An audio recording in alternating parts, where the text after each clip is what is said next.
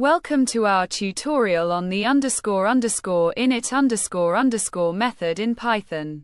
In this section, we'll introduce what the __init__ method is and why it's essential in object-oriented programming. The __init__ method is a special method in Python classes, often referred to as a constructor. It initializes new objects of a class, setting initial states or attributes.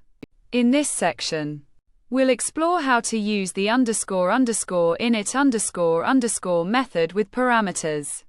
By passing parameters to the __init__ method, you can customize the creation of objects with different attributes.